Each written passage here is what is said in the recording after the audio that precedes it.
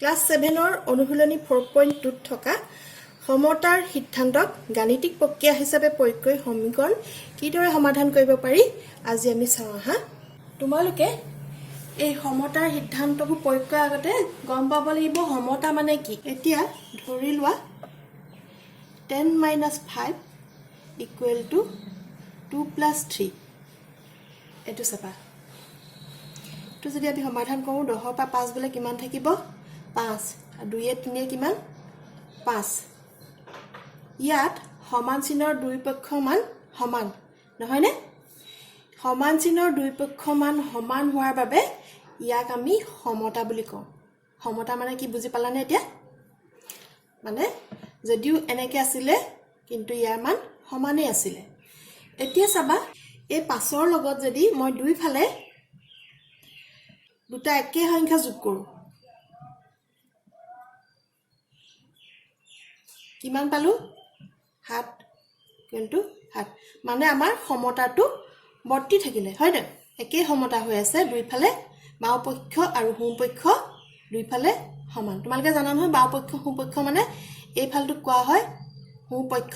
ইংলিছত কোৱা হয় ৰাইট হ্যান্ড সাইড এটো হল সোঁ পক্ষ ইংলিছত কোৱা হয় ৰাইট হ্যান্ড সাইড আৰু এই ফালটো হল বাও পক্ষ ইংলিছত কোৱা হয় লেফট হ্যান্ড সাইড তাৰমানে সমতা কেতিয়া হ'ব যেতিয়া ৰাইট হ্যান্ড সাইড আৰু লেফট হ্যান্ড সাইড সমান হ'ব বুজি পালা এতিয়া আমি সমতাৰ কিছুমান সিদ্ধান্ত আছে যিবোৰ আমি গাণিতিক প্ৰক্ৰিয়া হিচাপে প্ৰয়োগ কৰিব পাৰিম চাবা দেই x আৰু y দুটা সমান সংখ্যা x আৰু y দুটা সমান সংখ্যা হলে মানে x = y এতিয়া আমি এই দুই ফালে যদি একেটা সংখ্যা যোগ কৰো x + 3 ধৰি লোৱা = y + 3 তাৰমানে ইহঁতি দুইটা সমতা ৰক্ষা কৰিছে এক নম্বৰ সিদ্ধান্তটো এটো দুই নম্বৰটো চাবা যেতিয়া x = y হ'ব x ইয়াৰ পৰা যিকোনো এটা সংখ্যা বিয়োগ দিব পাৰে x - 4 বিয়োগ দিছো y - 4 সমতাটো বৰ্তি আছে মানে দুই ফালে কৰিব লাগিব সোঁ ফালে সোঁ পক্ষ আৰু বাওঁ পক্ষ দুইটা পক্ষতে একেটা সংখ্যায় যোগ বিয়োগ কৰিলে আমাৰ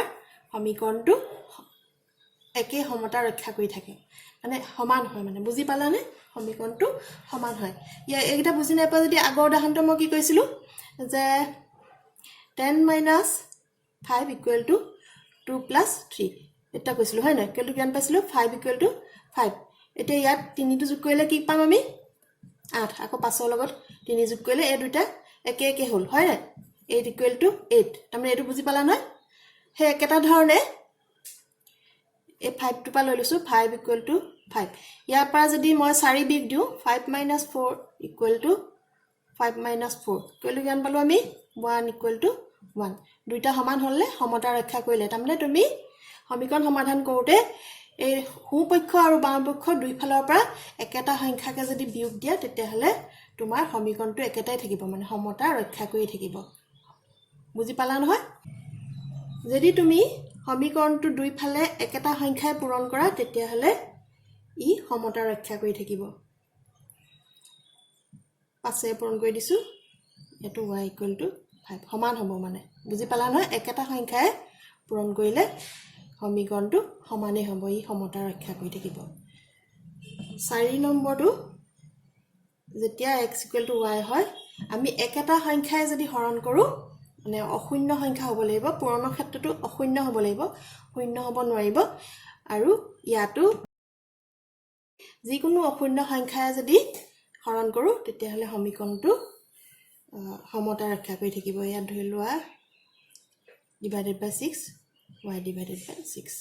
বুজি পালা নহয় দুই ফালে একেটা সংখ্যা হৰণ কৰিলে আমি সমীকৰণটো একে সমতা হৈ থাকে মানে সমান হৈয়ে থাকে বুজি পালা এতিয়া আমি 4.2 ত এই সমীকৰণ সমাধান কৰিবলৈ এই চাৰিটা সিদ্ধান্ত আমি ব্যৱহাৰ কৰিম তোমালোকৰ কিতাপত এই কেইটা সিদ্ধান্তই আছে তোমালোকে পৰীক্ষান্ত কৰি সমীকৰণ সমাধান কৰিব পাৰিবা 4.2 টো আমি এই কেইটা সিদ্ধান্তৰ ওপৰত ভিত্তি কৰিয়ে সমাধান কৰিম বুজি পালা নহয় ক্লাস 7 ৰ অনুশীলনী 4.2 ৰ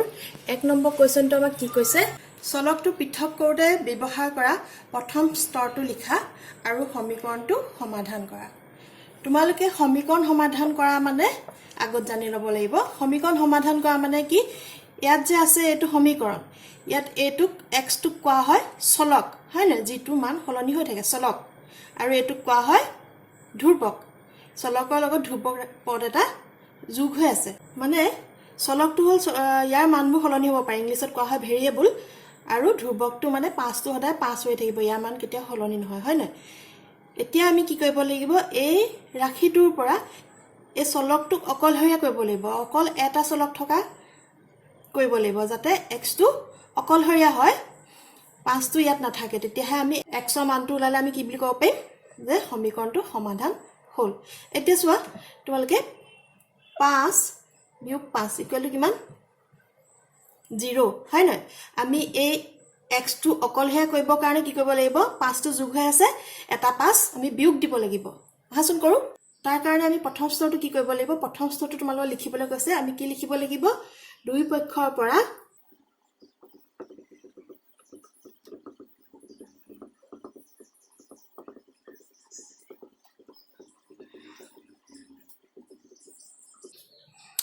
আমি দুই পক্ষৰ পৰা যদি 5 বিয়োগ দি দিও তেতিয়াহলে আমি সমীকৰণটো সমাধান কৰিব পাৰিম হয় না কি কৰিম x + 5 অলপ আগত কৈ গৈছিল যে 5 ৰ পৰা 5 বিয়োগ কৰিলে কি থাকিব 0 থাকিব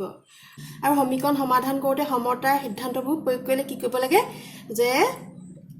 এটা পক্ষৰ পৰা যদি 5 টো বিয়োগ দিয়া তেতিয়াহলে তুমি সোঁ পক্ষৰ পৰাও 5 টো বিয়োগ দিব লাগিব যাতে সমতাটো ৰক্ষা হয় এফালে বিয়োগ দিলে ইফালেও বিয়োগ দিব লাগিব কইলো কিমান পালো আমি x এটা প্লাস এটা মাইনাস 0 মানে নাই 0 12 পৰা 5 গলে কিমান থাকিলে 7 এটাকে সমীকৰণটো সমাধান হ'ল আমি কিমান পালো x = 7 এটো হ'ল তোমালকৰ আনসাৰ এতিয়া চাবা এই সমীকৰণটো সমাধান কৰিবলৈ আমি কি কৰিব লাগিব মানে x ক অকলহে কৰিব লাগিব হয় না এটো তিনে সহজ দুই পক্ষত আমি কি যোগ বা বিয়োগ কৰিলে x টো অকলহে হ'ব -7 আছে হয় না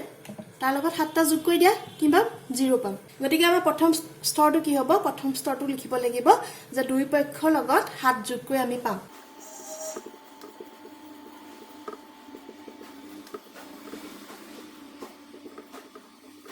এটো হ'ল তোমালোকৰ প্ৰথম স্তৰটো তে আমি -7 আছে দুই পক্ষত 7 টো যোগ কৰি দিও সমতা সিদ্ধান্তত কি আছিল এফালে কৰিলে নহব ইফালেও কৰিব লাগিব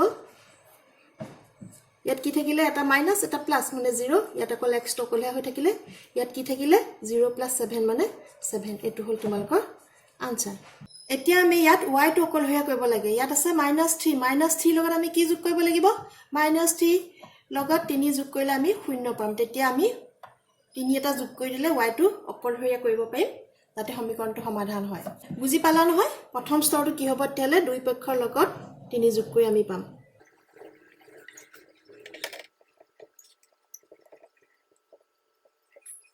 দুই পক্ষৰ লগত মানে হু পক্ষ আৰু বাম পক্ষ দুই পক্ষৰ লগত 3 যোগ কৰিলে আমি কি পাম এটা মাইনাস আছে এটা প্লাস আছে দুইটা মিলি 0 হ'ব অকল ইফালে কৰিলে নহব ইফালেও কৰিব লাগিব ইকুৱেল টু কিমান হ'ব ইয়াত y টো অকলহে থাকি গল 6 3 9 এটো হ'ল তোমালোকৰ আনসাৰ 4 নম্বৰটো কি কৈছে z + 6 = -5 এতিয়া আমি z টো অকলহে কৰিবলৈ কি কৰিব লাগিব z টো অকলহে কৰিবলৈ আমি 6 টো যোগ হৈ আছে 6 টো বিয়োগ কৰিব লাগিব তেতিয়াহলে প্ৰথম স্তৰটো কি লিখিবা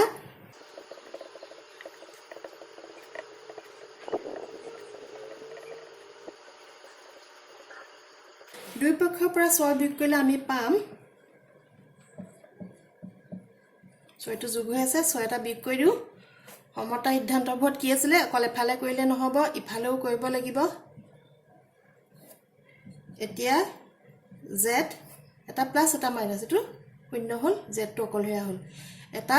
-5 এটা -6 তোমালোকৰ মনত আছে মাইনাসে মাইনাসে কি হয় প্লাস হয় ইকুৱেল টু -11 এটো হ'ল তোমালোকৰ আনসাৰ 5 নম্বৰটো কি কৈছে আমাৰ 36 = 42 ইয়াত আমি x টো অকলহীয়া কৰিবলৈ কি কৰিব লাগিব তোমালোকে জানা আমি 3 যদি 3 এ হৰণ কৰো তেতিয়ালে কিমান থাকিব 1 থাকিব হয় না আকৌ 1ৰ লগত যদি আমি xক পূৰণ কৰো তেতিয়া কি হ'ব x হ'ব তাৰ মানে আমি ইয়াত 36ক কিহে হৰণ কৰিব লাগিব যাতে x টো অকলহৰীয়া হয় 3 ৰে হয় না আহাচোন কৰো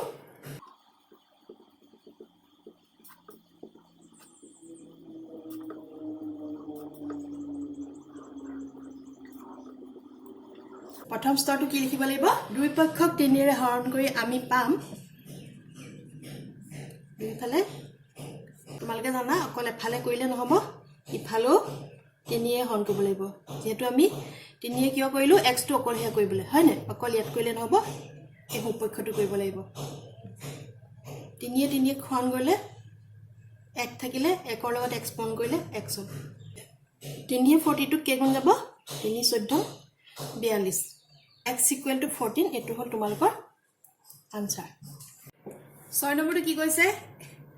x divided by 5 equal to 6 ইয়াৰ পৰা আমি 5 টো নাইকে কৰিব লাগে আমি কেনেকৈ কৰিম 1 by 5 ইয়াৰ লগত কি পূৰণ কৰিলে আমি 1 পাম যাতে আমি 1 টো x ৰ লগত পূৰণ কৰিলে x পাম ইয়াৰ লগত আমি 5 পূৰণ কৰিব লাগিব হয় না পাছে পাছে কটাকটি গল এটো অকলহীয়াকে আছে মানে কি ইয়াৰ তলত একটা আছে বুলি ধৰি ল তাৰমানে ই ওপৰতে আছে হয় না তলে ওপৰে কটাকটি যায় তোমালোকে জানা এটো ইকুৱেল টু কিমান থাকিব 1 থাকিব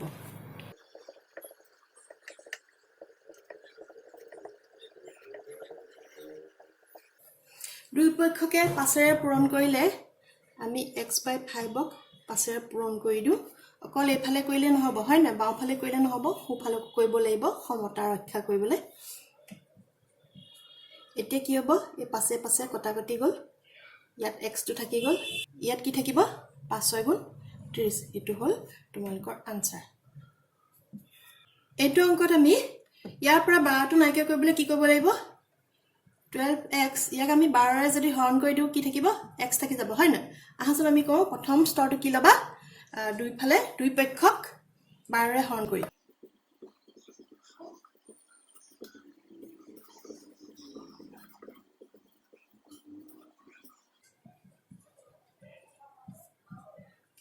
অকল এফালে কৰিলে নহব সমান চিহ্ন ইটো সাইডতো কৰিব লাগিব হয় না -36 কো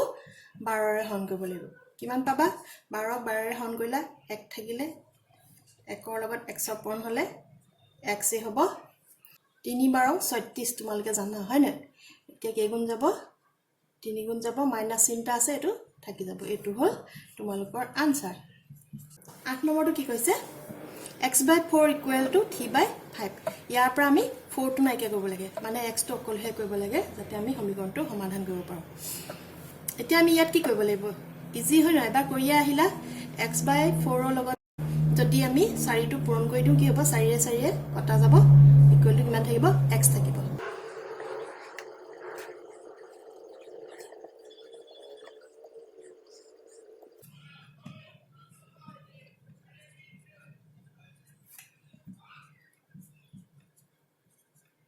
অকল এফালে কৰিলে নহব দুইফালে কৰিব লাগিব হয় না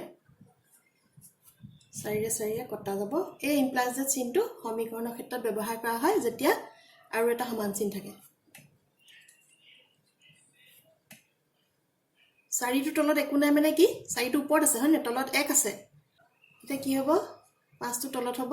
আৰু এই ওপৰ দুটা পূৰণ হৈ যাব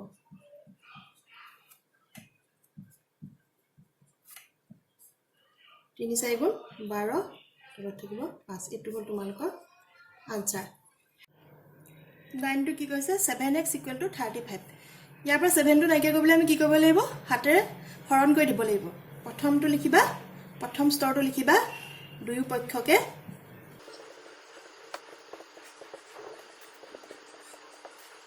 লিখিবা দুই পক্ষকে হাতেৰে হৰণ কৰিলে আমি পাম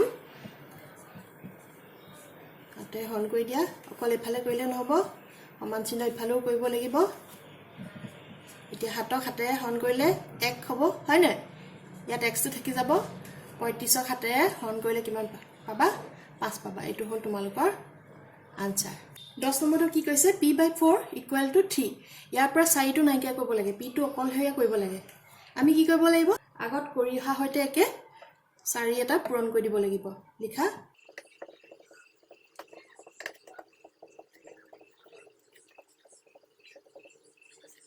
দুই পক্ষকে 4ৰে পূৰণ কৰিলে আমি পাম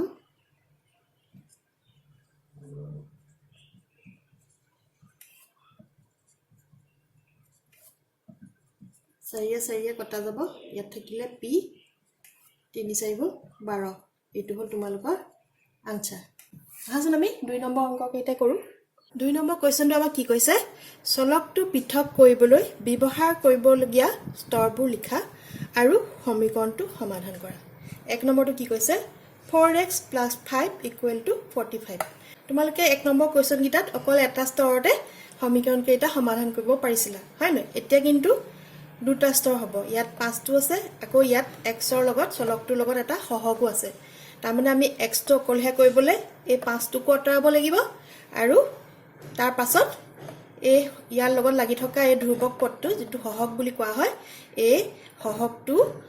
x ৰ পৰা আঁতৰাব লাগিব তাৰ মানে দুটা স্টেপ কৰিব লাগিব আহাচোন আমি সমাধান কৰো প্ৰথম স্তৰত আমি কি কৰিম এই 5টো ইয়াৰ পৰা আঁতৰাই লম তাৰ কাৰণে আমি কি লিখিব লাগিব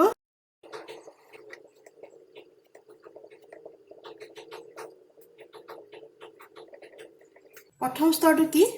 যে দুই পক্ষৰ পৰা আমি 5 বিয়োগ কৰি আমি পাম আমি এই 5টো প্ৰথমতে নাইকিয়া কৰি লওঁ ইয়াৰ পৰা আঁতৰাই লওঁ তাৰ কাৰণে কি কৰিম 4x + 5 - 5 = কি হ'ব অকল বাও পক্ষত কৰিলে নহব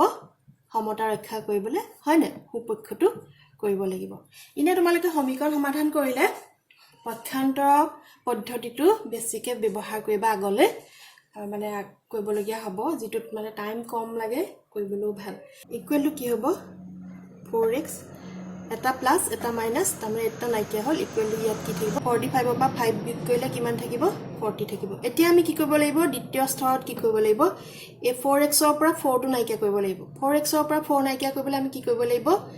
4 এ হৰণ কৰি দিব লাগিব হয় না এতিয়া লিখা আকৌ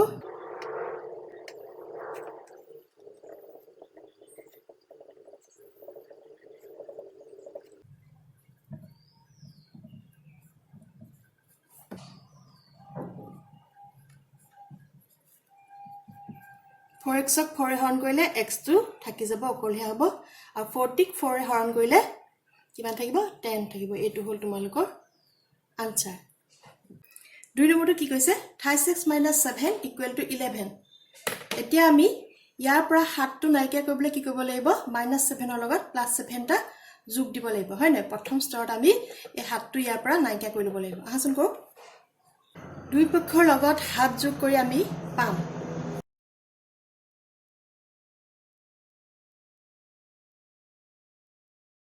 অকল এফালে কৰিলে নহব 11 লগতো 7 টো যোগ কৰিব লাগিব এটো কি হ'ব প্লাসে মাইনাসে 0 হ'ব হয় না ইয়াত কি থাকি যাব অকল 36 থাকি যাব ইয়াত কি থাকিব 18 থাকিব এতিয়া আমি 2 নম্বৰ স্তৰত কি কৰিব লাগিব এই 36 ৰ পৰা এই 3 টো নাইকিয়া কৰিব লাগিব ইয়াৰ কাৰণে আমি কি কৰিব লাগিব 3 টো ইয়াৰ লগত পূৰণ হৈ আছে হয় না 3 এটা হৰণ কৰিব লাগিব আহাচোন 2 নম্বৰ স্তৰটো লিখো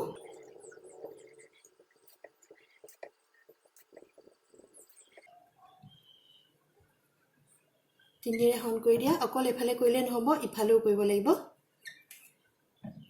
ইয়াত কিমান থাকিলে x থাকিলে 3 6 গুণ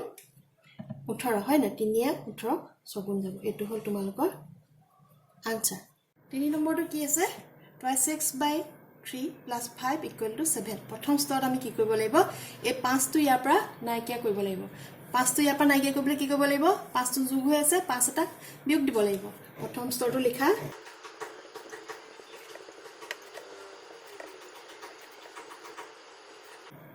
প্ৰথম স্তৰটো লিখা দুই পক্ষৰ পৰা 5 বিয়োগ কৰি আমি পাম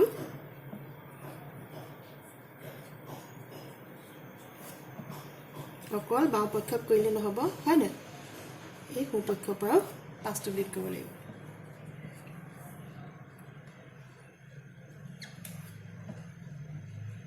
ইয়াত কিমান থাকিলে 2 থাকিলে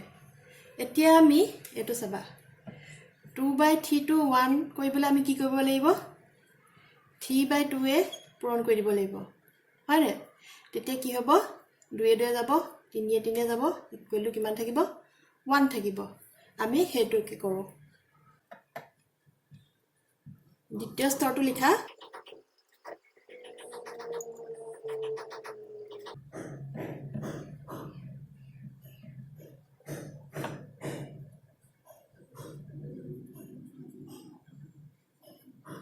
ইয়াতো আমি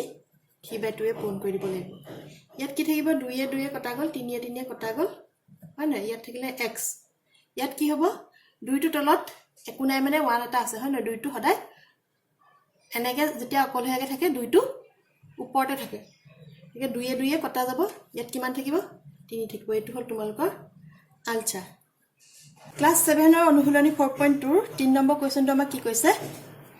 তলৰ সমীকৰণবোৰ সমাধান কৰা এক নম্বৰটোতে কি কৈছে 4x = 64 এতিয়া এই সমীকৰণটো সমাধান কৰিবলৈ তোমালোকে দুটা নিয়ম ব্যৱহাৰ কৰিব পাৰা এক নম্বৰটো হ'ল তোমালোকে সমতা সিদ্ধান্তবোৰ ব্যৱহাৰ কৰিব পাৰা আকৌ পক্ষান্তৰ কৰিও তোমালোকে সমীকৰণটো সমাধান কৰিব পাৰা পৰীক্ষা যেতিয়া আহিব সমীকৰণটো সমাধান কৰা তোমালোকৰ যোনটো ভাল লাগে হেতু মতে কৰিব পাৰিবা এনেও তোমালোকে ডাঙৰ হলে পক্ষান্তৰ নিয়মটো বেছিকৈ ব্যৱহাৰ কৰিবলগীয়া হ'ব কাৰণ তাত কম সময় লাগে কৰিবলৈ উজু হয় ভাল লাগে তোমালোকৰ পক্ষান্তৰ কৰি পেলাই সমীকৰণ কিদৰে সমাধান কৰা হয় ইয়াৰ ওপৰত মই বিশদভাৱে ভিডিঅ' দি থৈছো মোৰ চেনেলত গৈ চাব পাৰিবা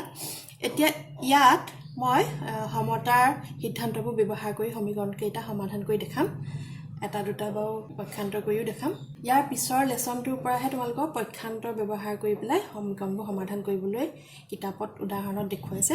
গতিকে ইয়াৰ পিছৰ পৰা তোমালোকে পক্ষান্তৰ কৰি পেলাই সমীকৰণ সমাধান কৰিবা যা হলো তোমালোকে এনেকুৱা পৰীক্ষাত যদি সমীকৰণ সমাধান কৰিবলৈ আহে তোমালোকৰ নিজৰ যেটো পদ্ধতি তোমালোকৰ ভাল লাগে যেটো কমফৰ্ট হেতু পদ্ধতি মতে কৰিলেই হ'ব 4.2 কোৱেশ্চন কেইটা মই সমতাৰ সিদ্ধান্তবোৰ ব্যৱহাৰ কৰি সমাধান কৰি দেখাম এতিয়া চাবা ইয়াৰ পৰা আমি 4x আছে ইয়াৰ পৰা 4 টো নাইকিয়া কৰিব লাগে কি কৰিম আমি 4 টো নাইকিয়া কৰিবলৈ ইয়াত সিদ্ধান্ত কেইটা প্ৰথম স্তৰটো লিখিবলৈ কোৱা নাই গতিকে নিলিখো এটা আমি দুইফালে 4 ৰে হৰণ কৰি দিও হয় না 4x 4 ৰে হৰণ কৰি দিও অকল এফালে কৰিলে নহব ইফালেও কৰিব লাগিব বাওপক্ষ সোঁপক্ষ দুইফালে কৰিব লাগিব এতিয়া ইয়াত কি থাকিব x থাকিব আৰু এফালে কি হ'ব 4 ৰে হৰণ কৰিলে কি গুণ যাব 64 ক 4 ৰে হৰণ কৰিলে আমি কিমান পাম 16 পাম এটো হল তোমালোকৰ আনসাৰ এটোকে আমি পক্ষান্তৰ কৰি পেলাই কেনেকৈ কৰিলো হেতেন বা দে এটো দেখাই দিছো পক্ষান্তৰ কৰি আমি কেনেকৈ কৰিম 4x = 64 ইয়াত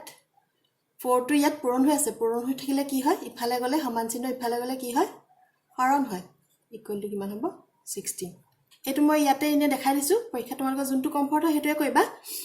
যদি তোমালোকক কৈ নিদিয়া যায় এটো নিয়মে কৰা বুলি দুই নম্বৰটো কি কৈছে 4x + 7 = 15 প্ৰথমতে আমি এই 7 টো ইয়াৰ পৰা নাইকিয়া কৰিলো 4x + 7 + 7 হৈ আছে কি কৰিম মাইনাস টা কৰি দিও 7 টা মাইনাস কৰি দিও অকল ইফালে কৰিলে নহব ইফালেও কৰিব লাগিব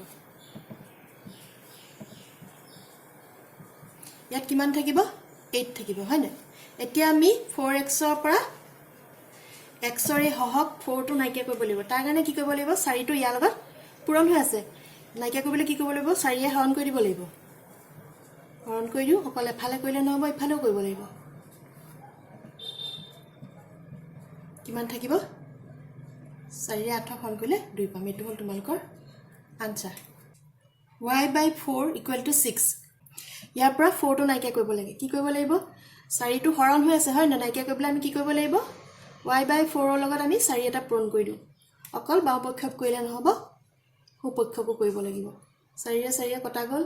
ইয়াত থাকিলে y ইয়াত কি হ'ব 4 6 গুণ 24 এটো হল তোমালোকৰ আনসাৰ 4 নম্বৰটো কি কৈছে 28y = 60 এই y টো অকলহে কৰিব লাগে 3 টো ইয়াৰ লগত পূৰণ হৈ আছে আমি নাইকিয়া কৰিবলৈ কি কৰিব লাগিব হৰণ কৰি দিব লাগিব হয় না অকল এফালে কৰিলে নহব ইফালেও কৰিব লাগিব কিমান হল 3 এ 3 কটা গল ইয়াত থাকিলে y = কিমান হ'ব 3 এ 60 হৰণ কৰিলে কেই গুণ যাব 3 × 20 60 এটো হল তোমালোকৰ আনসাৰ 5 নম্বৰটো কি কৈছে 6p + 7 = 37 প্ৰথমতে এই 7 টো নাইকিয়া কৰি লও প্লাস হৈ আছে গটিকে -7 কৰি দিলে আমি 0 পাই যাম হয় না -7 এফালেও কৰিব লাগিব দুইফালে কৰো যে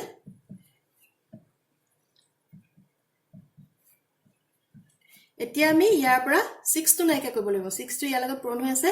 আমি 6 এটা হৰণ কৰি দিও উপপক্ষ বামপক্ষ দুইটাকে একেটাই হৰণ কৰি দিও ইকুৱেল কিমান থাকিব 6 6 কটা গল থাকিলে p ইয়াত কি থাকিব 6 5 গুণ 30 5 গুণ এটো হল তোমালোকৰ আনসাৰ 6 নম্বৰটো কি কৈছে 7p - 9 = 5 প্ৰথমতে এই 9 টো নাইকিয়া কৰি লওঁ মাইনাস হৈ আছে কি কৰিব লাগিব নাইকিয়া কৰিবলৈ +9 কৰি দিব লাগিব হয় না ইয়াৰ লগতো ডট যোগ কৰি দিয়া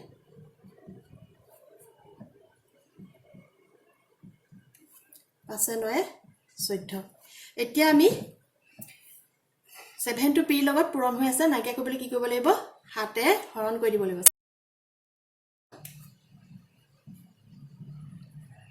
উপপক্ষ বামপক্ষ দুইটাকে একেটা সংখ্যা হৰণ কৰি দিব লাগিব ইয়াত কি থাকিব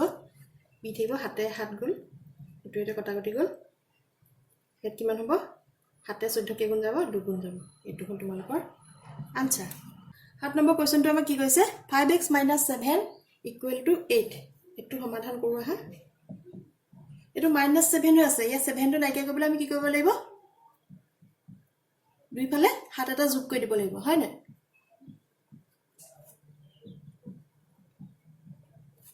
এই দুটা কটাকটি গল ইকুৱেল টু কিমান হ'ব 15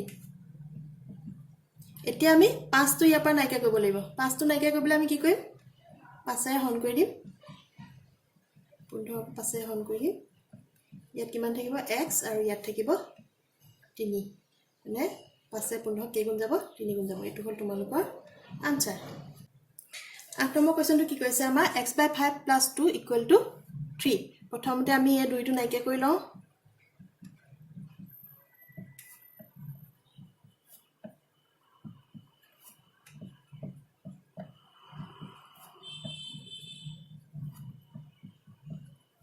এতিয়া আমি এই 5 টো নাইকিয়া কৰিব লাগিব তাৰ কাৰণে কি কৰিব লাগিব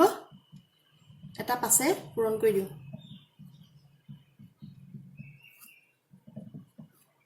এটো পাছে পাছে কটা গল হয় না থাকিলে x ইফালে থাকিলে 5 এটো হল তোমালোকৰ আনসাৰ 9 নম্বৰ কোৱেশ্চনটো কি কৈছে q/3 - 1 = 2 এতিয়া আমি কি কৰিব লাগিব প্ৰথমতে -1 টো ইয়াৰ পৰা নাইকিয়া কৰি লওঁ উজু হয়নে কৰিবলৈ ভালো লাগে ইন্টাৰেষ্টিং একটা যোগ কৰি দিও দুইফালে এফালে কৰিলে নহব নহয় দুইফালে কৰিব লাগিব ইয়াত কি থাকি গল q/3 আৰু এফালে থাকি গল এই দুটা প্লাস মাইনাস নাইকিয়া হল আৰু এফালে থাকিলে 3 এতিয়া আমি ইয়াৰ পৰা 3 টো নাইকিয়া কৰিব লাগিব হয় না q/3 লগত 3 এটা পূৰণ কৰি দিও যাতে কটাকটি যায় হয় না দুইফালে কৰিব লাগিব ইয়াত থাকিলে q ইয়াত থাকিলে 3 3 গুণ 9 এটো হল তোমালোকৰ আনসাৰ 10 নম্বৰটো কি হৈছে 36 + 11 = 50 এটো আমি কেনেকৈ কৰিব লাগিব প্ৰথমতে 11 টো নাইকিয়া কৰি লওঁ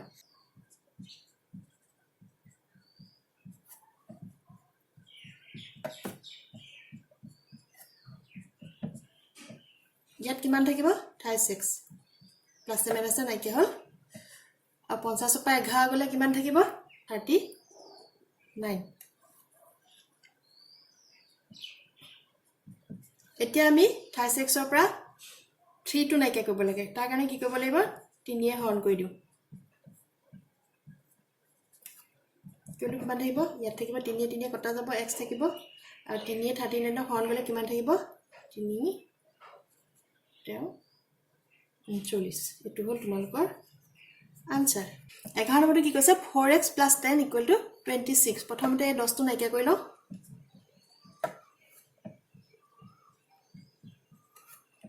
অকল এফালে বিয়োগ কৰিলে নহব দুইফালে বিয়োগ কৰিব লাগিব হয় না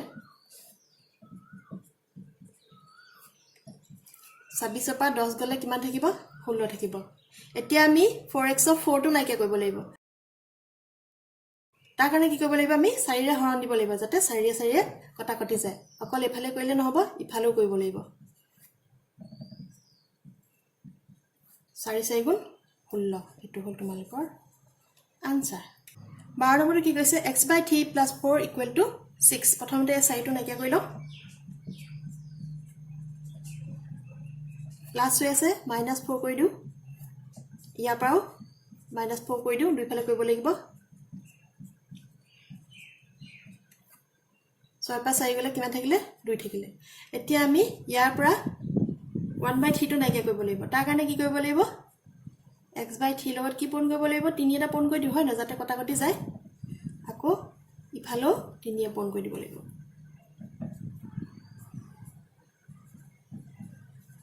এটো হল তোমালোকৰ আনসাৰ 13 নম্বৰটো কি কৈছে p/3 + 5 = 12 প্ৰথমতে আমি এই 5টো নাইকিয়া কৰি লওঁ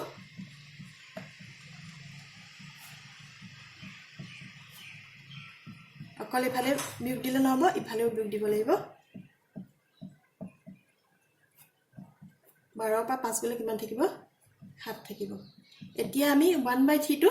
ইয়াৰ পৰা নাইকিয়া কৰিব লাগিব তাৰ কাৰণে আমি কি কৰিব লাগিব এই 1/3 টো নাইকিয়া কৰিবলৈ 3 এটা পূৰণ কৰি দিব লাগিব যাতে কটাকটি যায় অকল এফালে কৰিলে নহব ইফালেও কৰিব লাগিব এটা কটাকটি গল কিমান থাকিলে p = 3 7 গুণ 21 এটো হল তোমালোকৰ আনসাৰ 14 নম্বৰটো কি কৈছে q/2 + 4 = 7 প্ৰথমতে 4টো নাইকিয়া কৰি লওঁ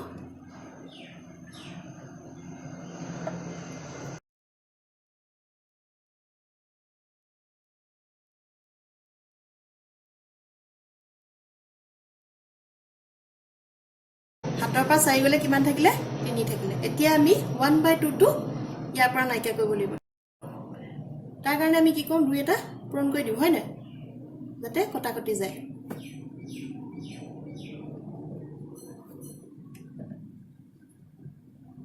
এটো হল তোমালোকৰ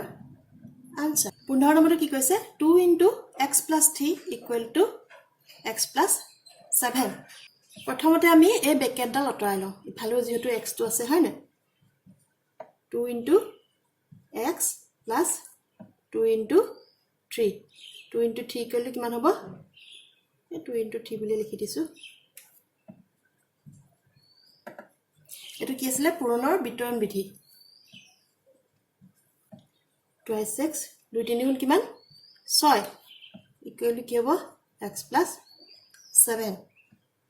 এতিয়া প্ৰথমতে এই 6টো নাইকিয়া কৰি লওঁচোন ইয়াৰ পৰা 2x + 6 - 6 = x + 7 এই এনেকুৱা ধৰণৰ কোৱেশ্চনৰ কাৰণে পক্ষান্তৰ নিয়মটো বেছি উপযোগী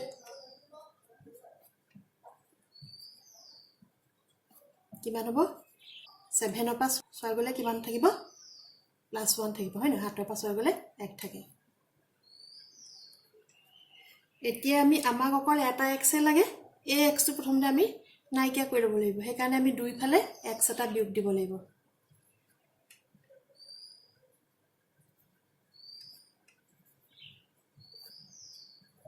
এটা +x একো চিন নাই মানে প্লাস ইয়াত কি আছে মাইনাস এটা কটাকটি যাব হয় না ইয়াত কিমান থাকিব 2x দুটা x ৰ পৰা এটা x বিয়োগ দিলে কিমান থাকিব এটা x থাকিব এফালে কিমান থাকিলে 1 থাকিলে এটো হল তোমালোকৰ আনসাৰ তোমালোকক মই ইমান কেটা অংক কৰি দিলো হয় না এতিয়া এই দুটা মই হোমৱৰ্ক দিছো তোমালোকে এইকেটা ঘৰত কৰিবা আৰু যদি তোমালোকৰ মন যায় তেতিয়া হলে মোৰ কমেন্ট বক্সত আনসাৰ কেটা দিবা এক নম্বৰটো কি 2x + 5 = 15 আৰু দুই নম্বৰটো দিছো p/3 - 2 = 4